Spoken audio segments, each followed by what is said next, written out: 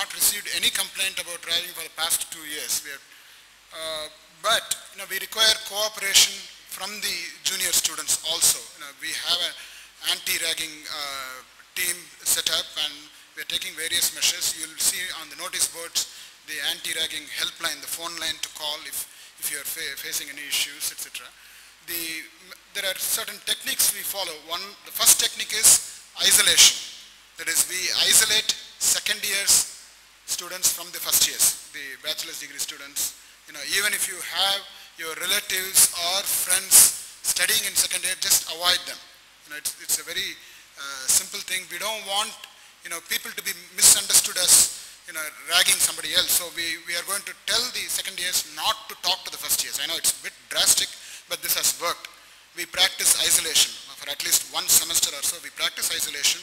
You will be in your hostel, separate messes, even in the classes, etc.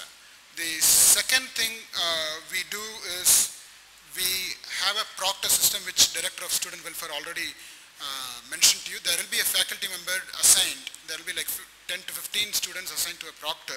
So you can be in touch with your proctor and communicate any issues which you may face.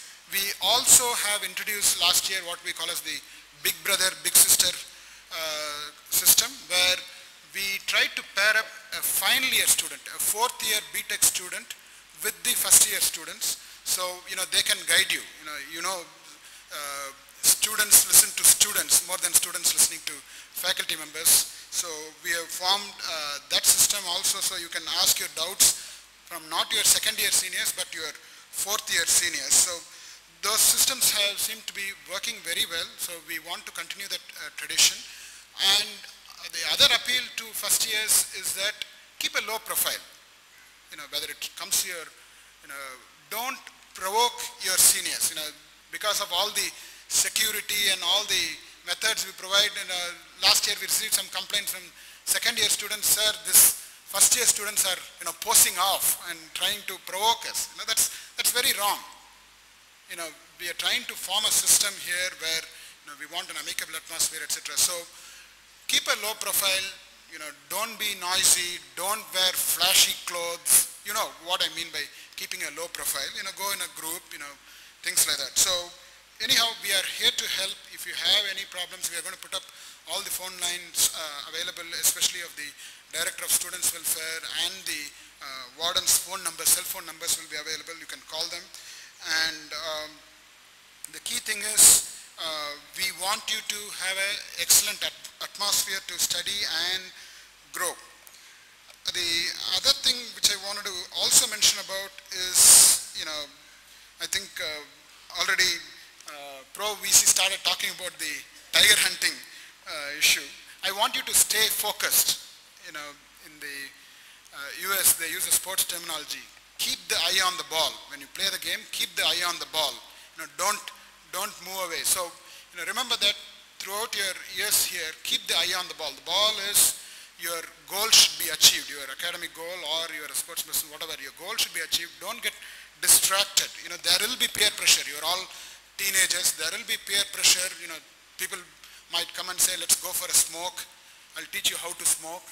Let's go for a drink. All those temptations will be there. You do not succumb to peer pressure. You should stand up. You should let your own will dictate. You should say, I am a strong person.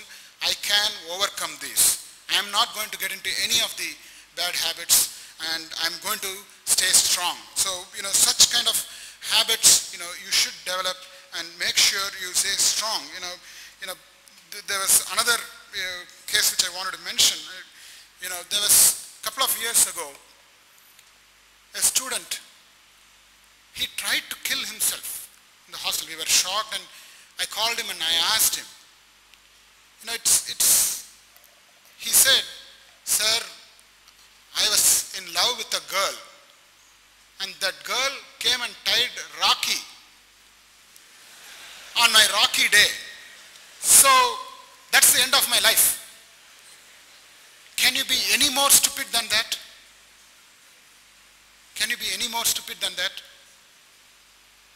If you look at it, life you are all teenagers, there's a lot more decades. You are going to achieve a lot in life. Don't get distracted. Stay focused, keep the eye on the ball, and the other issue which always keeps coming up is teenagers meeting with accidents with two-wheelers. First of all, you already know that two-wheelers are prohibited for hostlers. You cannot have two-wheelers. You cannot say, I'll quietly keep the two-wheeler with my day scholar friend, and the Binami bike concept. All that will not work. No two-wheelers. You don't need a two-wheeler. The only two-wheeler you can buy is a bicycle. You can use bicycle with it to go around the hostel. Don't have any motorized cycles. It's not required at all. And for any of you who is going to drive a bicycle, please wear a helmet. VIT is following the rule of not allowing any two-wheeler riders, both driver and pillion rider, to get into the campus without a helmet. The accidents are not going to happen inside the campus. The accidents happen outside the campus. We just want to tell you something. We want to convey a message. Please wear helmet. It's very, very important. Please tell your friends about it also, that life is so precious. This is a very high-risk age. You tend to drive fast, drive rash, etc. So please wear a helmet, which is a very sincere appeal, which I will like to make at this point. And another suggestion to parents is that, some parents just give plenty of money to their child, their son or daughter. They think it's a way of showing their love. How much they keep giving money. I mean, you all know that it's going to only spoil his or her studies. Once you have money, you want to spend money, you want to go out. Once you start going out, you know what happens?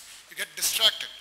So my sincere appeal to the parents is, give only what is required, what is needed amount of money, not in excess at all. I mean, Vellore is not an expensive city like Chennai or Bangalore or Bombay or Delhi. You don't need so much of money here. So please make sure that you don't give so much of money to the students. And there are very few parents who think, okay, I have got admission for my son or daughter. That's it. I'm going to forget about it for the next 4 years. That's not how it should be. You got to know what's going on in the life of your son or daughter. We are going to send you the CAT marks, and you can look up the results and attendance on the website about the final marks, etc. So be in touch, know what's going on. We have 15,000 children, but that's not the case with you. The care you are going to give is very different. So it's very important that you stay in the life of your child. I mean, I'm not talking about every parent. I mean, I know you are all very caring. That's why the hall is overflowing. You want to be there, but it shouldn't stop with today. It should continue. Be in the life of your son or daughter. It's very important.